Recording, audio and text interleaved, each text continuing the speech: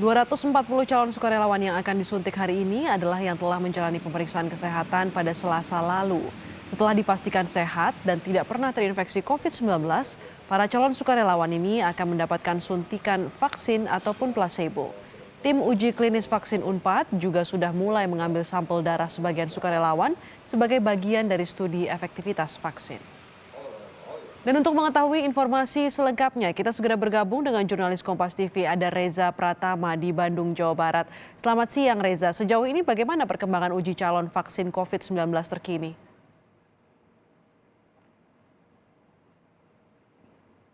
Baik Astrid dan juga saudara, hingga saat ini perkembangannya uji klinis kandidat vaksin Sinovac sudah memasuki tahap pengambilan sampel darah. Sebanyak 110 sukarelawan ini sudah diambil sampel darahnya oleh tim uji klinis dari Fakultas Kedokteran Unpad.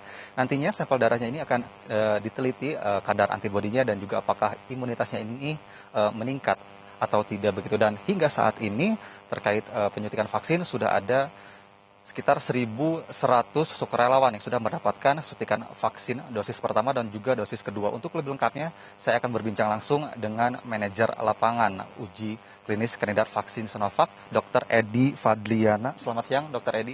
Selamat siang. Dok, sudah ada 1.100 sukarelawan yang sudah disuntik vaksin, dok. Artinya ini sudah separuh jalan dari berlangsungnya uji klinis. Saat ini apakah sudah memasuki tahapan uji efektivitas, dok? Jadi baru sebagian gitu ya. Tadi yang 110 itu kan sudah diimunisasi 2 kali, kemudian sudah diambil darah, kemudian selanjutnya dipantau selama 6 bulan. Nah, dari pengambilan darah sampai 6 bulan itulah kita melakukan uji tadi efektivitas vaksin tersebut. Kalau untuk prosesnya, dok, seperti apa sih, dok, proses tahapan uji efektivitas dari vaksin ini, dok? Jadi kan subjeknya ini kita relawannya sebanyak 1.620 ya. Dari 1.620 itu akan dipilih sebanyak 540 untuk diperiksa kadar antibodinya dan keamanannya yang 540. Sedangkan keseluruhannya 1.620 itu untuk efikasinya gitu ya. Jadi efikasinya itu adalah membandingkan kelompok yang mendapatkan vaksin dan kelompok yang mendapatkan placebo. Mengenai izinnya, kapan boleh izin itu dari Badan POM? Tentunya ada 2 tahap kita melakukan pelaporan kegiatan ini. Pertama yang 540 itu diperiksa kadar antibodinya dan kadar keamanannya, itu diperkirakan bulan Desember itu udah bisa selesai gitu ya. Sedangkan yang 1.620 itu sekitar bulan April. Sehingga mengenai izinnya bagaimana itu, yang otoritasnya itu Badan POM. Mudah-mudahan kalau Desember bisa, mungkin Januari udah jadi untuk melakukan imunisasi massal. Tapi kalau harus tunggu efikasinya berarti tunggu April. Jadi itu bukan wewenang kami melaksanakan adalah uji klinis di lapangan. Dok, uji klinis sudah dijalankan sejak Agustus lalu ya, dok. Sejauh ini apakah ada kendala atau ada temuan khusus selama uji vaksin berjalan, dok? Tentunya kendala ada aja ya, terutama pada waktu rekrutmen awal gitu ya. Animonya begitu banyak, begitu kita kontak banyak yang berasal dari luar kota domisilinya sehingga tidak. Kemudian begitu ditanya-tanya lagi, maksudnya riwayat penyakit-penyakit kronis, berarti tidak bisa ikut lagi. Sampai pada waktu saat hadir, waktu V0 itu, sudah dikasih penjelasan, waktu kita periksa klinis, ternyata ada juga, banyak juga yang menderita penyakit-penyakit yang nggak kekontrol. Misalnya penyakit kencing manis ya, atau penyakit darah tinggi yang banyak itu gitu. Kan dok, sebentar lagi udah memasuki bulan Oktober ya, dok. Apakah uji vaksin ini akan berjalan sesuai jadwal, dok, agar bisa mengejar target pemerintah untuk memulai vaksinasi massal di awal tahun 2021? Ya, kalau dari jadwalnya justru kita lebih cepat. Ya, kita dengan mengerahkan segala macam daya upaya, kita bisa mempercepat uji klinis ini 3 bulan lebih cepat, ya, tanpa mengurangi kualitasnya. Yang kita upayakan adalah dengan cara menambah SDM-nya, ya, menambah SDM-nya dan menambah jam kerjanya gitu ya, sehingga rekrutmen itu bisa lebih cepat tanpa mengurangi kualitasnya.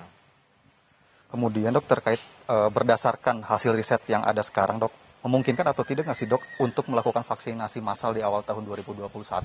Nah itu makanya bukan wewenang kami gitu ya, itu ada wewenang Badan POM. Jadi silakan Badan POM yang akan menilai apakah cukup dengan laporan yang 540 itu pada bulan Desember untuk dijadikan acuan izin, berarti Januari bisa masa, atau menunggu yang 1620. Itu bukan wewenang kami. Ya, dok, apakah dari vaksin ini bisa benar-benar menjadi jawaban dok untuk mengakhiri pandemi COVID-19 di Indonesia dok? Ya, semoga ya gitu ya. Kalau dari dilihat dari pemantauan yang relawannya sudah banyak 1000 lebih itu, pada umumnya aman gitu ya. Itu yang kami tahu tuh pada umumnya aman. Sedangkan kadar antibodinya kan memang belum diperiksa gitu ya. Nanti mungkin bulan November bisa baru diperiksa itu.